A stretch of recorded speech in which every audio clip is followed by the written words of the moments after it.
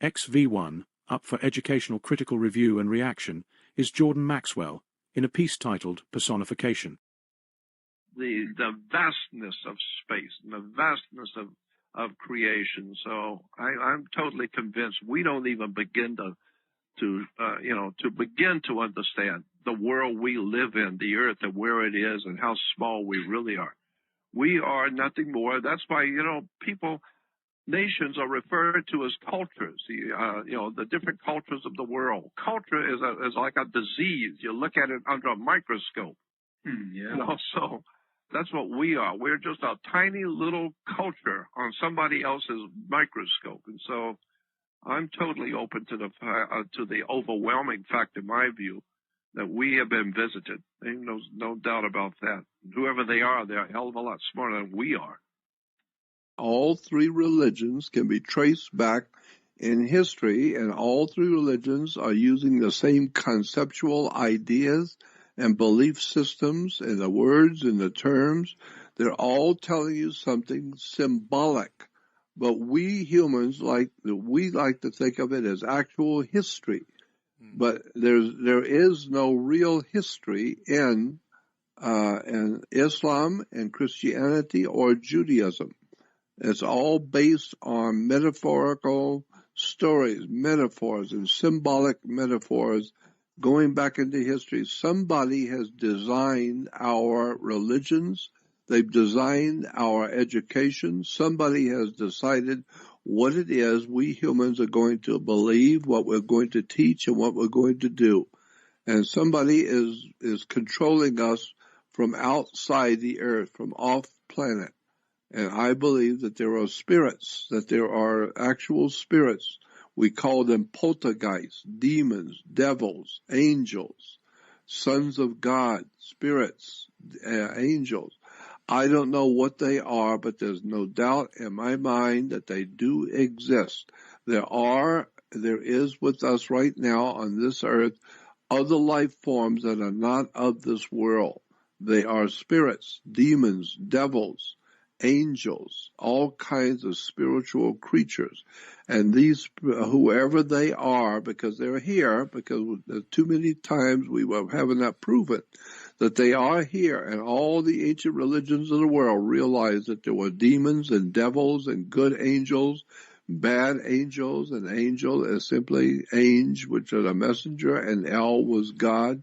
And so angel is a messenger of God. Well, what are you talking about? I'm not sure what we're talking about. I'm sure that there's something out there that's communicating with us, and it's guiding our lives. It's our destiny. They're guiding us in what we believe and what we do politically, and how we're living our lives as humans. Something out there is guiding us, and we don't see it, so therefore it doesn't register with us, and therefore it doesn't bother us. We don't see that there are spirits who are guiding the destiny of the human family. They mess with you. They're feeding you with ideas and belief systems and teaching you things where we grow up as a baby. When we come into the world, we just accept the things which our parents are a part of. We accept the culture. We accept their belief systems, and whatever they believe, that's what we believe. Never realizing that where your parents got the idea was from spirits, from ancient times, the ancient world. There were other entities who were here, spirit creatures that were teaching the human race how to do things and what to believe. And so I'm totally sure that's the bottom line on everything we're talking about, is that our religions, our belief systems, our political, educational systems are all designed for us by the spirit world. Off-planet spirit world has been messing with us for a long, long time. Right. Millions of years ago, there have been spirits here on this earth, and we don't see them, we don't relate to them, and they know it, and so they can use us, they watch us, and we're told in the Bible about the evil spirits and the demons and the devils and the angels. I think there is, in fact, something to that idea that we humans are being misled. We're being played for fools. And we don't question very deeply anything. We don't question where things come from. I mean, there's a pyramid the size of the Great Pyramid of Egypt, sitting on the ocean floor, on the bottom of the ocean floor in the Atlantic, 10 miles north of Bimini in the area called the Bahama Banks. But nobody seems to give a damn about the pyramid that's sitting out on the floor of the Atlantic Ocean. Nobody seems to care about how it got there. And virtually nobody knows anything about it because it's not important. It's just a pyramid sitting out there in the ocean. But I'm the kind of person that says, wait a minute, what's going on here? Where did we get this idea of pyramids?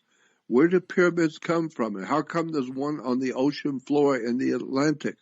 How come there are 3 pyramids on the Giza Plateau?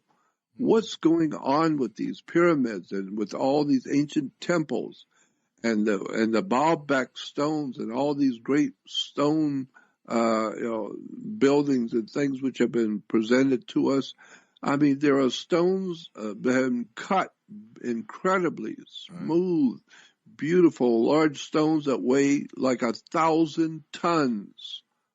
1,000-ton stone cut flawlessly, so that the side of the stone is like a mirror. It has a mirror finish, and it's crystal clean, and the cut is like a razor's edge on the edge, because something cut 1,000-ton stone perfectly, flawlessly, and laid it into place with other 1,000-ton stones and built a great buildings and great edifices. And I'm just saying, somebody better look at where we have come from, who we humans are, and are we being played by spirit entities that you could call extraterrestrials or UFOs, and all that connection is there in the Bible, that they were called spirits and demons and devils.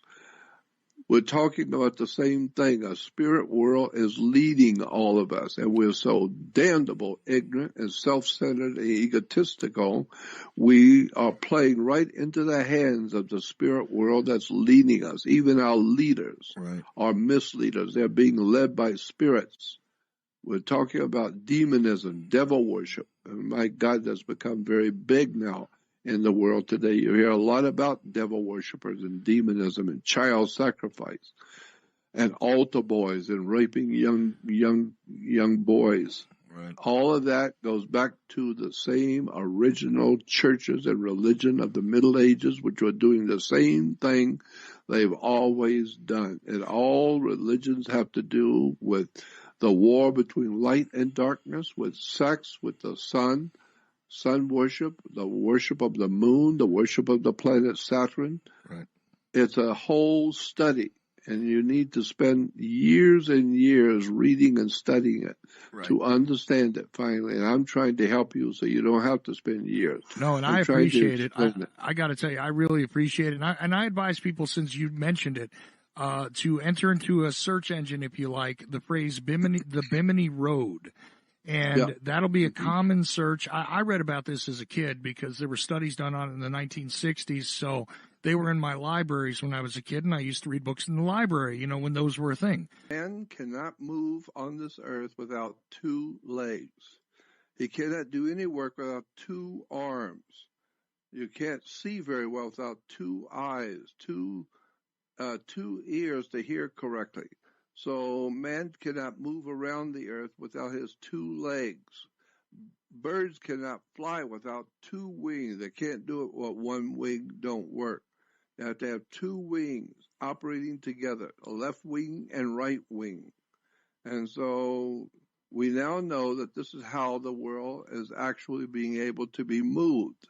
People in high powerful positions can move this whole world. Why? They can either move it to the left or to the right.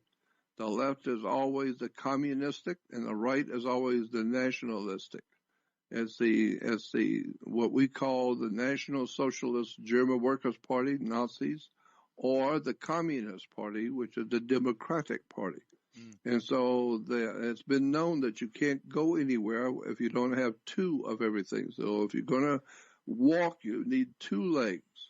And you can't walk on a glass surface with oil on it. It's just not going to work. You need friction.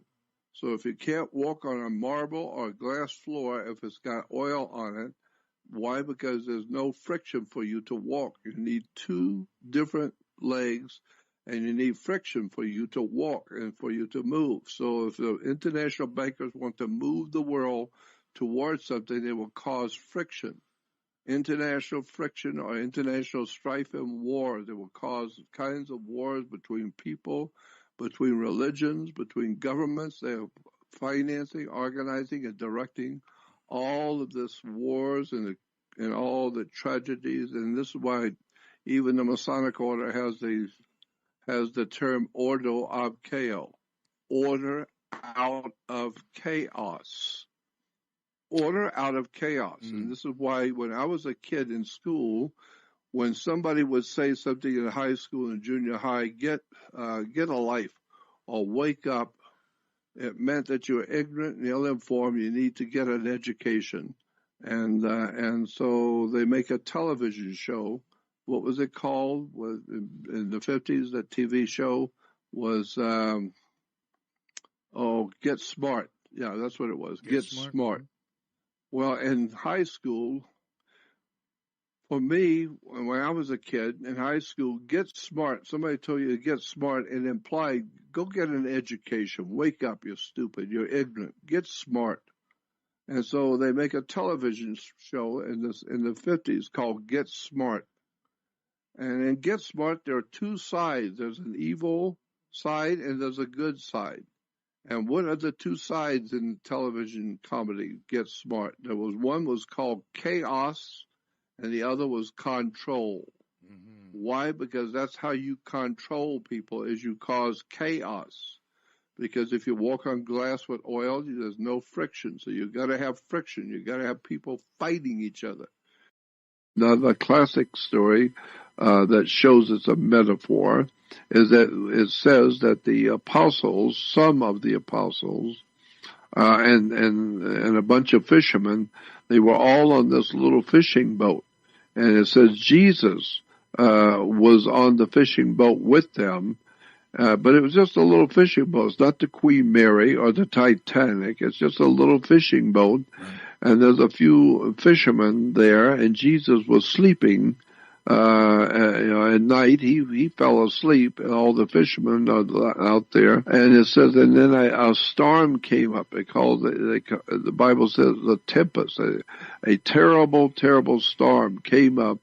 And the storm, the Bible says, was so frightening was that storm, so fierce was that storm, that the Bible said the fishermen started crying out to God and for protection because they knew they were going to die. The storm was so bad, and they're in this little fishing boat, and this storm was terrible, and they knew they were going to die, and they were calling out to God to save them. And then it says somebody got the bright idea to wake up Jesus. Maybe he can help us. So they had to wake him up.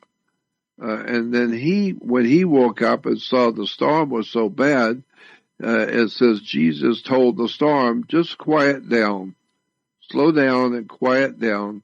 And it says, the Bible says, and over a period of time, the storm started quieting down and quiet until it was finally gone. Well, actually, in point of fact, that's true. When there's a storm at sea at night, first of all, how would Jesus be sound asleep in a little fishing boat when the fishermen around him were so scared they were going to die? They're calling out to God to protect them because they were going to die. It was so bad. But Jesus, he don't know none of it. He was sound asleep. It doesn't make any sense. Oh, my God, anybody who's in a little fishing boat and there's a terrible hurricane comes up, and you're going to sleep all the way through it, and you didn't know anything happened. They had to wake you up to tell you there's a storm. It makes no sense until you understand that Jesus is God's Son, the light of the world, and that's what happens. When a storm is at night, it can be brutal and terrible storms on the ocean. But when the sun comes up, It heats up the atmosphere, and then it begins to dissipate, and the storm begins to dissipate. And finally, after the sun is really coming up and it begins to warm up the ocean and warm up the waters, the storm dissipates and is gone. Well, that's a classic example of God's Son telling the ocean to quiet down, and ultimately it did. Why? Because it's the sun that affects storms on the ocean. God's Son, the light of the world.